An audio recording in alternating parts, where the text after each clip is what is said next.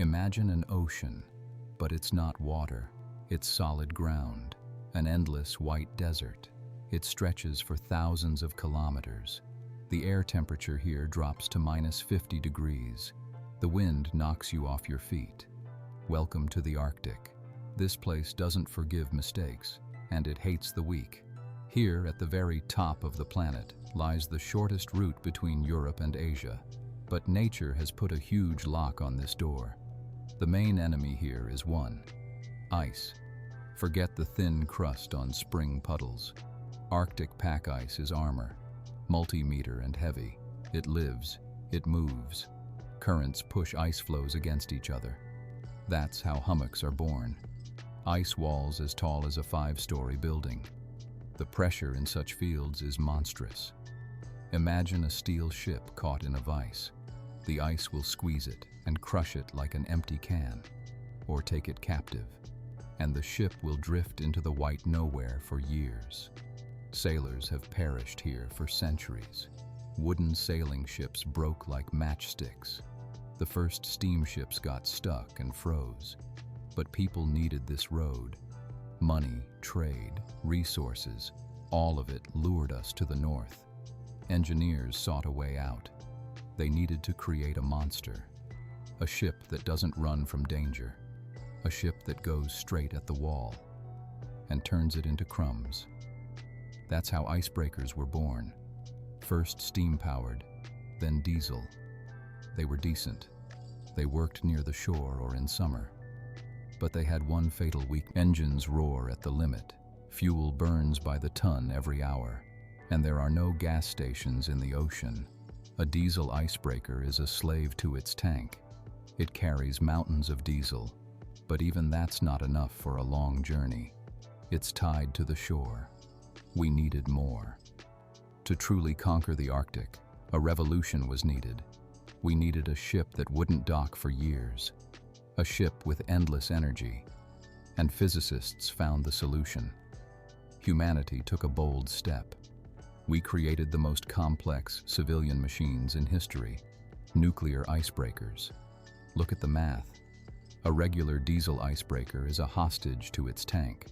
It crushes ice, engines roar, and fuel flies out the exhaust. In heavy ice, consumption is catastrophic. Imagine, a third of a huge ship is just a tank of diesel. And even that's not enough. It's a dead end. The ship can't go far. It's tied to a tanker, like a baby to its mother. Engineers needed to break this chain. They needed fuel of a different order. The answer was nuclear. The main trump card of uranium is energy density. Take a piece of uranium the size of a chicken egg. It holds the power of hundreds of tons of oil. Think about it. One egg against an entire trainload of coal. For a ship, this meant freedom. Freedom from refueling, freedom from the shore. Instead of giant tanks of fuel oil, a compact reactor.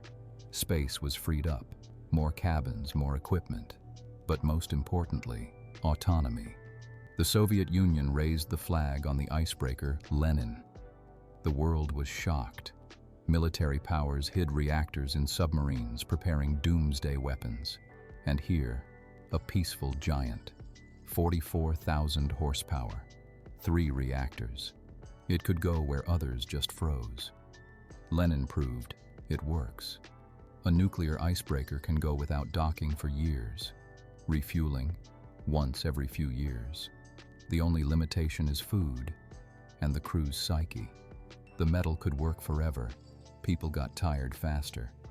Nuclear gave another bonus, unexpected but priceless: heat. The reactor is a furnace.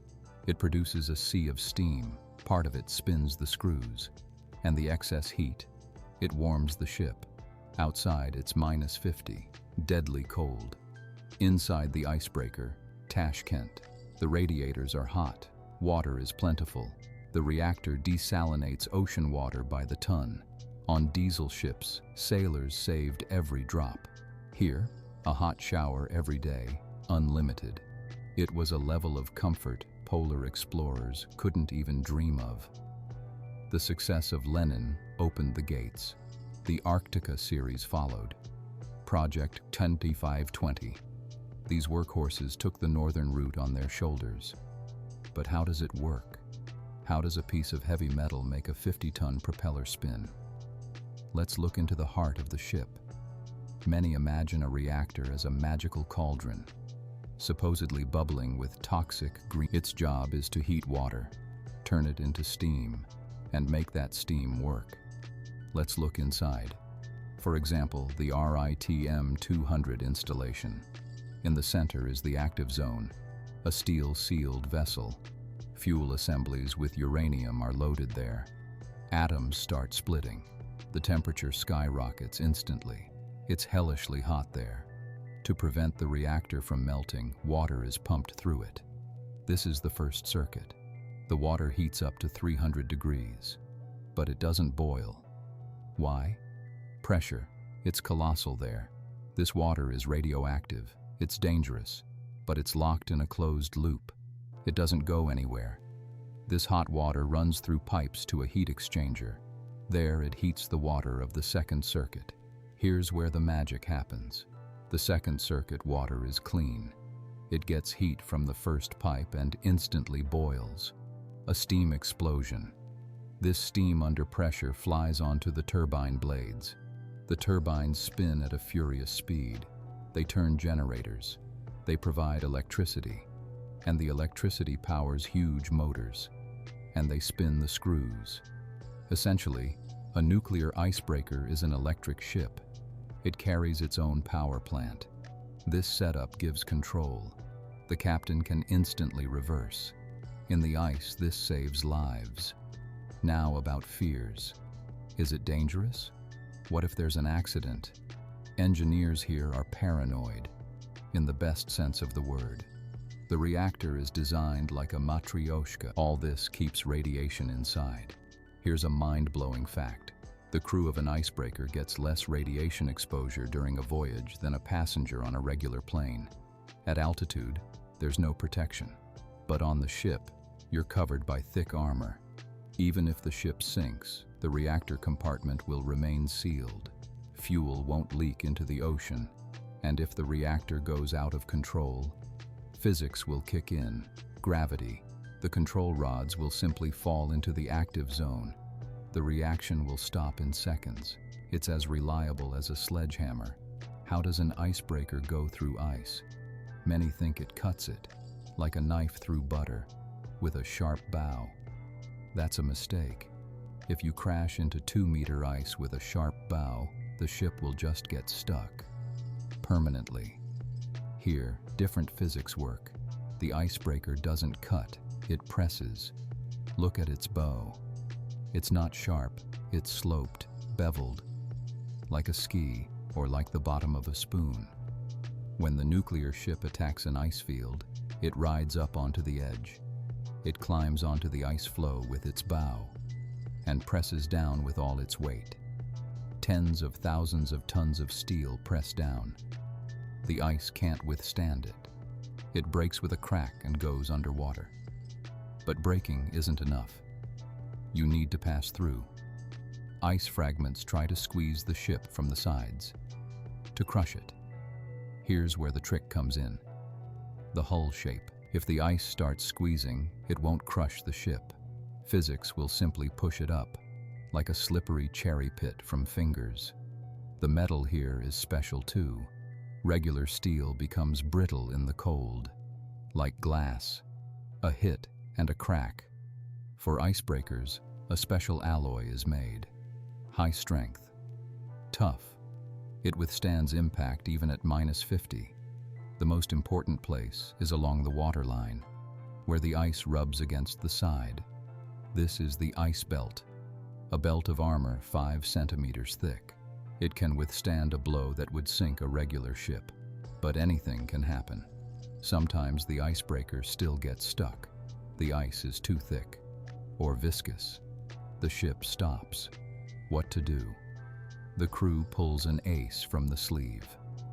The healing system. Inside the hull, along the sides, are hidden giant tanks, some of them with water. Powerful pumps start transferring water from left to right. Hundreds of tons of water fly from one side to the other and back. The ship starts rocking, forcefully. It rolls from side to side, like a person trying to get out of a narrow hole. This breaks the ice's grip. Friction drops, and the giant crawls forward again. Solid steel screws, special paint that makes ice slide like butter. Every detail here screams one thing: no stops. Outside, an icy 4 months without land underfoot. The contrast drives you crazy. Outside the porthole, a hurricane, temperature -40, and in the cabin, +22. You can walk around in a t-shirt.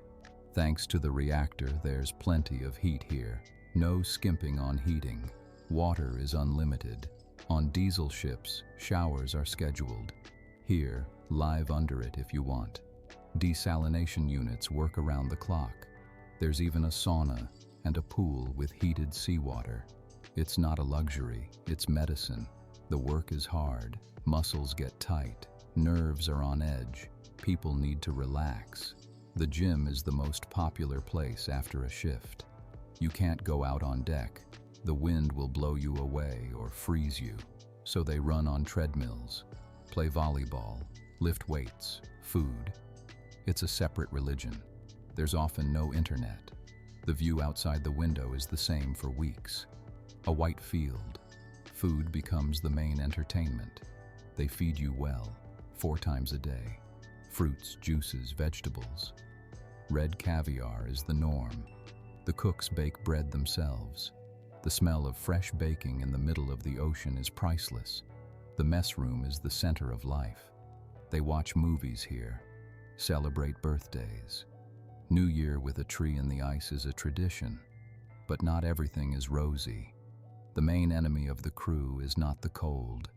It's isolation, sensory deprivation. You see the same faces every day. You know all their jokes, all their habits. The body goes crazy. Day mixes with night. Work goes non-stop. A shift is 4 hours, then 8 hours of rest, and so on in a circle. No weekends, no holidays. On new ships, everyone has their own cabin, their own bathroom. It's a lifesaver, the ability to close the door and be alone. It's critically important not to snap. There are no random people here. The weak leave after the first voyage. The fans stay. Those who fell in love with this white silence. The old Soviet icebreakers were legends, but they became outdated. Metal gets tired. Russia needed a new fleet, and it appeared.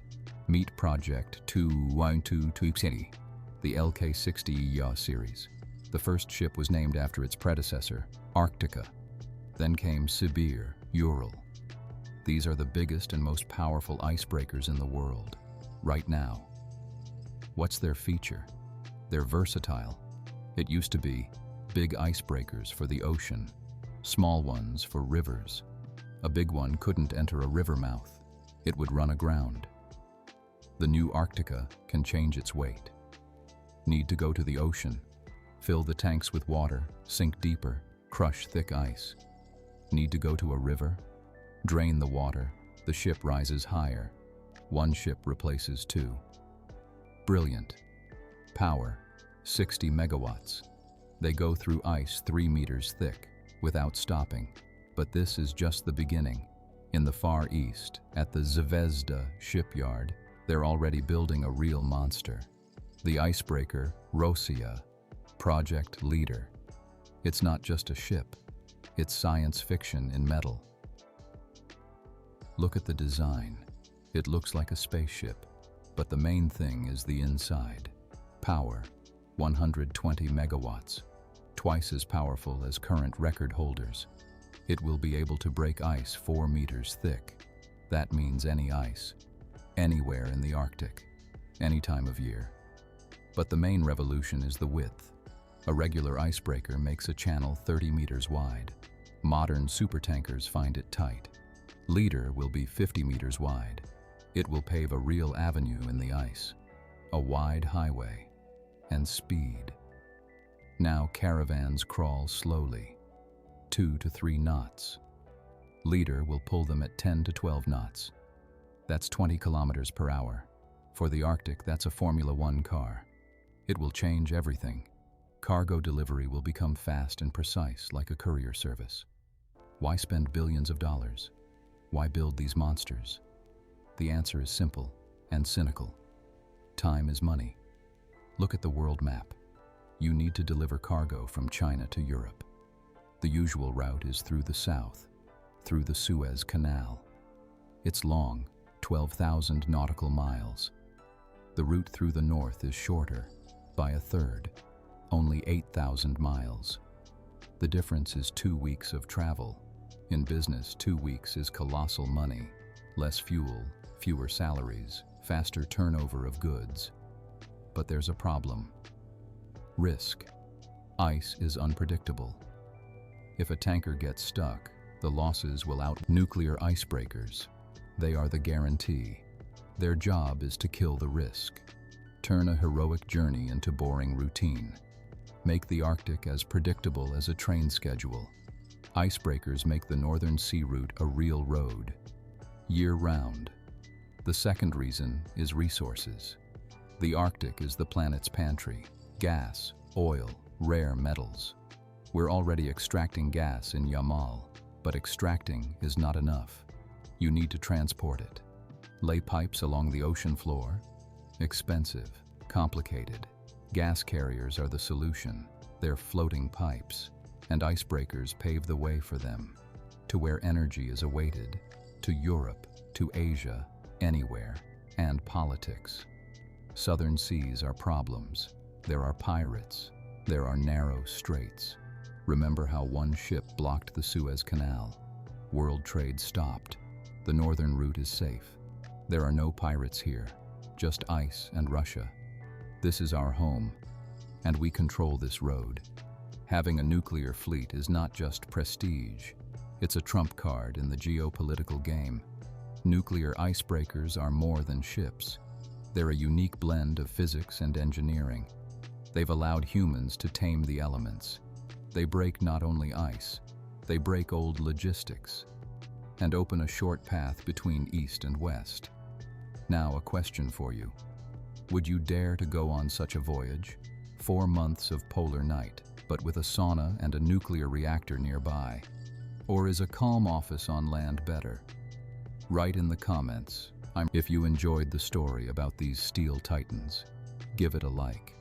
It helps the channel break through YouTube's algorithms, like an icebreaker through hummocks. And be sure to subscribe.